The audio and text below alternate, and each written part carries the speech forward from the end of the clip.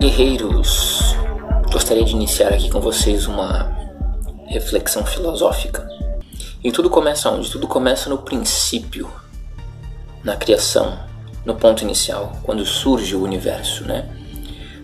Podemos chamar de criação ou de Big Bang. O fato, você pode escolher vários nomes para definir o instante inicial do surgimento do universo. O universo surge, uma grande explosão, o início de tudo, né? O ponto crucial.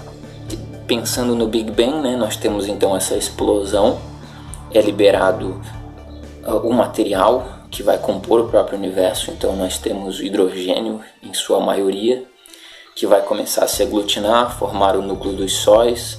Os sóis vão começar o seu processo de fissão nuclear, e a partir daí vão gerando os outros elementos químicos. E na morte das estrelas, quando morre um Sol, esses materiais químicos são liberados pelo espaço e vão se aglutinar, formando planetas e satélites. E dessa forma nós temos o universo caracterizado como o conhecemos, com galáxias compostas por bilhões de sóis, e ao entorno desses sóis, corpos menores, que são os planetas. Em um desses planetas, a Terra, não se sabe por que nem como surge um negócio chamado vida biológica, ou seja, ou foram coacervados dentro de uma sopa primordial, raios, calor, frio, gerou ali um coacervado, uma criatura extremamente primitiva, muito mais primitiva do que uma bactéria unicelular. Ou panspermia, a vida, essas bactérias, esses coacervados, ou a vida veio de fora do planeta através de meteoros, ou uma panspermia inteligente, uma raça alienígena que nos colocou a vida no planeta. O fato é que a vida surge, estava tudo indo muito bem, com rochas, pedras, elementos químicos, mas o universo precisava de mais, e surge a vida. A vida, não contente com a sua simplicidade, ela vai evoluindo. Se nós levarmos em consideração a teoria da evolução, que é apenas uma teoria, mas levando em consideração, nós temos essa bactéria unicelular que vai se desenvolvendo, vai se tornar algas, selenterados, ou seja, animais marinhos super simples, que vão ficando cada vez mais complexos. Aí nós temos os peixes, desenvolve-se a coluna vertebral, nós temos os cordados, em função da coluna vertebral vão começando a sair fora da água, nós temos os anfíbios ainda dependem da água, e os anfíbios evoluem para os répteis, que já possuem uma casca, uma pele mais resistente, não necessitam mais da água. Mas os répteis continuam o seu processo, se transformam em aves. As aves ainda botam ovos, e as aves evoluem para os mamíferos. Então nós temos o mamífero completo, seres extremamente bem evoluídos, né? De um coacervado a um mamífero nós temos um grande caminho. Mas não contente com isso, não basta isso.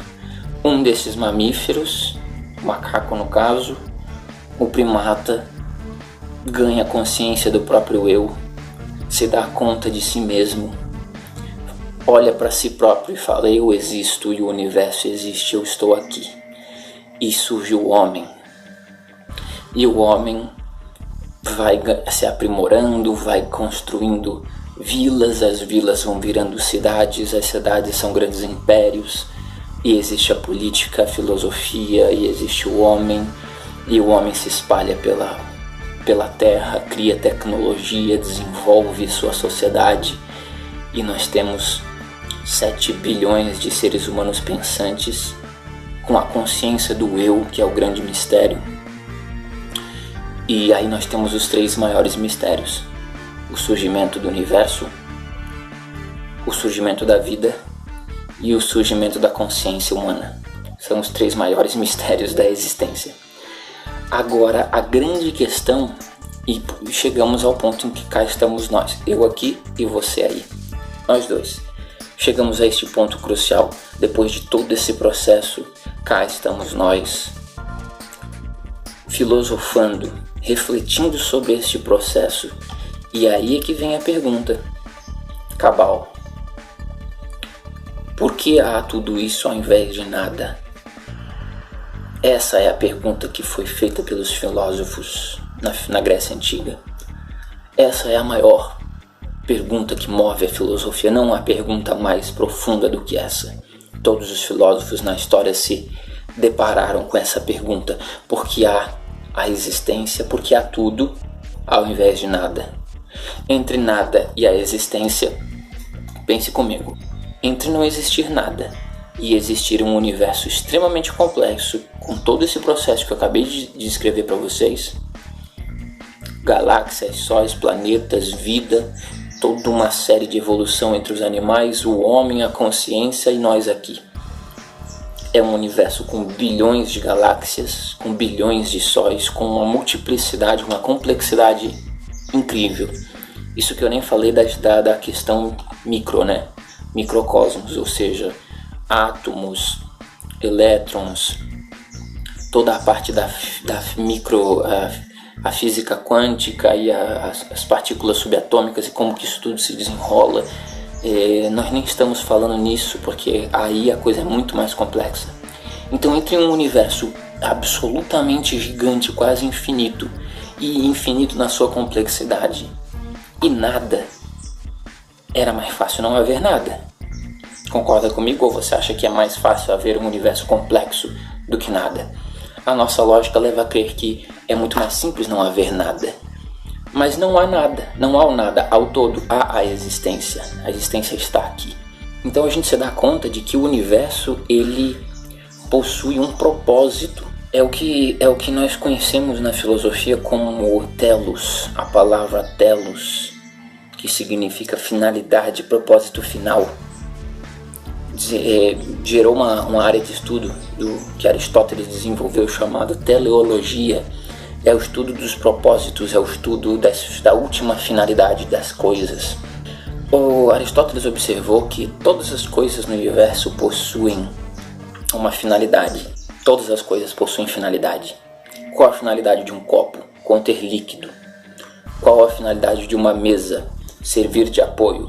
Qual a finalidade disso ou daquilo? Não há nada no universo que não possua um propósito. Se você encontrar um algo no universo, um objeto, uma coisa, um ente, uma entidade que esteja completamente isolado de todo o universo, ou seja, uma coisa que não sirva para absolutamente nada, não tem propósito, uma coisa sem finalidade alguma, ela não cumpre nenhum papel no universo.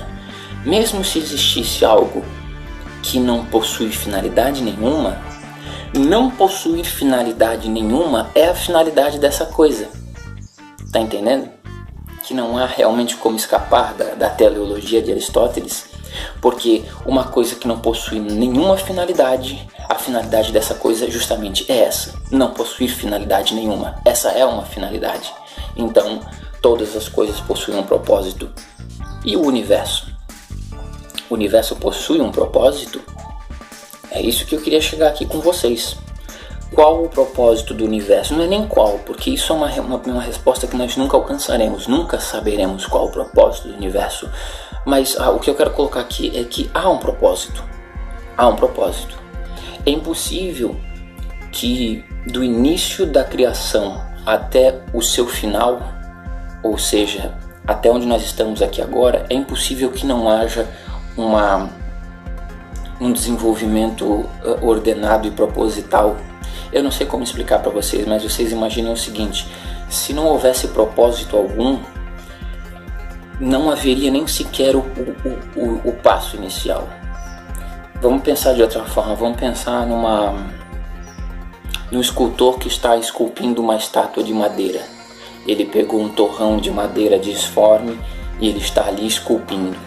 Existem duas possibilidades. Primeira possibilidade: o escultor coloca uma faixa nos seus olhos e, de forma aleatória, ele começa a martelar aquela estátua, e quando ele tira a venda de forma aleatória e milagrosa, ele está diante de uma estátua da deusa Atenas, por exemplo. Essa é uma primeira hipótese. Segunda hipótese, antes de dar a primeira martelada no toco de madeira, esse artesão, ele já tem a visão do final do projeto. Ele já pensou como ele vai fazer e aonde ele quer chegar. Então, antes de dar a primeira martelada, ele já visualizou na mente dele a estátua de Atenas pronta. E agora ele vai, cada movimento dele possui um telos por detrás, possui um propósito. Cada movimento que ele fizer será direcionado para o fim que ele já premeditou na sua mente. É assim que as coisas acontecem. Então, a ideia é que o universo, ele não pode estar aí jogado ao acaso de forma aleatória. Ou seja, por propósito nenhum surge o universo. Por propósito nenhum. Por propósito nenhum surge a vida. Por motivo algum ela vai se desencadeando até o homem. E por motivo nenhum o homem ganha consciência.